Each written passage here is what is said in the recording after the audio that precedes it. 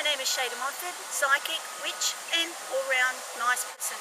I'm just filming today. I brought you down to the basketball court here today to film a reply to the Skeptics. Skeptics keep going onto my YouTube channel and making all sorts of accusations. Now, I just want to bring to people's attention that there's two kinds of skeptics. Real skeptics are important. Real skeptics are necessary. Real skeptics keep us healthy. Pseudo-skeptics, however, are people who do not get all the facts, who do not know much about science, in fact don't know a lot of the basics of physics, and who serve that up as reality. Pseudo-skeptics are actually worse than the frauds that they try and find out. And look, every psychic will admit to you that there are frauds out there. But gee whiz guys, I'm sure everybody has experienced something that they can't explain. There is a genuine skeptic, and most psychics are genuine skeptics. They don't believe everything they're told. If somebody gives them a plate of putrid food and says, eat this, they go, I don't think so. However, when pseudo-skeptics serve up plates of tripe that is putrid for people and that have no scientific basis in what they're claiming, people do tend to swallow it without thinking and then regurgitate all sorts of rubbish that really hurts people. You see, skeptics, pseudo-skeptics that is, do tend to be bits of bullies. Unfortunately, they do fit a stereotype of being generally men of lesser physical stature who find it necessary to intimidate some people, and they usually pick on the psychics that are a little bit, well, let's just say they're not the sharpest tools in the shed. And they tend to pick on them, and that's just not honourable. They tend to bully them. And then they set higher and higher and higher standards for what they call scientific proof. And yet the skeptics forget that as early as 1974, Nobel Prize winners have done studies on psychics that have proved in the affirmative that psychic abilities do exist.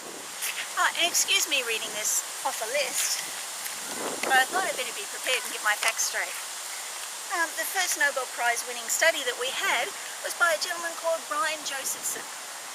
And then we have Dr. Joel Winton, we have Dr. Jeffrey Mislow, Dr. John Mertz, and on and on. There's been many, many scientific studies. And then you just try and talk about aspects of physics that are generally accepted, quantum mechanics. Oh, and how about dark matter and dark energy that's just been proven by our scientists at Coonabarabran. You start talking about how the dark energy, dark matter studies are actually starting to prove the unified field theory, that we're actually picking up on stuff that's being transmitted by this all the time, and they don't want to know about it, let alone if you start quoting things about the unified field. See, the thing is with psychics are skeptical. They are skeptic of things that they are experiencing, but they know that they have experienced it. Then they go and look for solutions. Physics doesn't always offer the solutions. And I know. I have a background in engineering and architecture. Physics these days, generally what's accepted by physics doesn't explain a lot. Although, we do have things like the Mind Switch, which is currently on display at Questacon in Canberra, at the Australian Museum in Canberra, which is a piece of technology that has been built on psychic energy to read brainwaves so that it can actually physically light switch on and off, operate different pieces of equipment just by thinking about it. Psychic technology has also been used by Japanese telecom, and they developed a technology called red tacton. You should look that up on the internet. Red tacton will download broadband information into the aura of the human body so that you can point at iPods, computers, and download broadband information that you've stored in your aura. Sounds a bit scary to me. But there are many psychic technologies. Sony was at one stage leading the world in psychic technologies. Skeptics need to catch up, pseudo-skeptics that is, on what is actually happening now, currently in the world around. Discernment. We pick what's best for us in this world. And everybody should have common sense and discernment. You should never give those away. However, there are some things that physics can't explain as yet.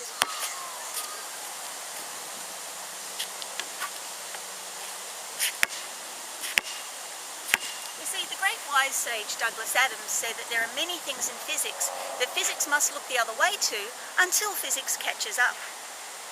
Unfortunately, this has been very true, and our pseudo-skeptics have caused pain and heartache through the ages. A prime example of this is Galileo. Galileo was jailed under house arrest until the end of his life by trying to prove to people that the world wasn't flat, it was actually round. And it went around the sun, you know. Elliptic geometries. Elliptic geometries were nothing new in Galileo's day. We have Euclid, we have Hypatia. And hey, the skeptics in Hypatia's day skinned her alive with seashells because she dared preach that the world was not the centre of the universe.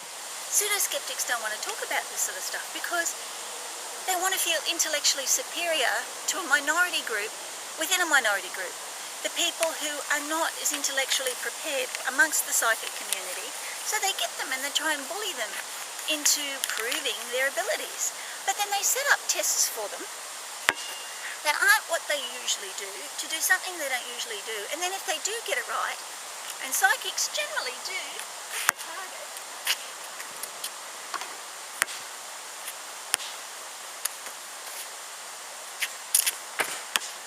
but you'll find our skeptics keep wanting to set higher and higher and higher standards for our psychics until it doesn't look like our psychics will be able to hit the target at all. And yet we find that they still can.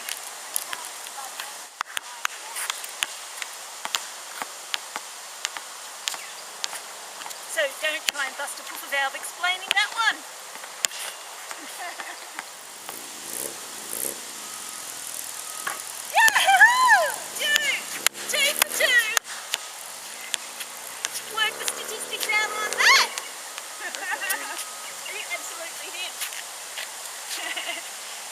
Even the cameraman got it.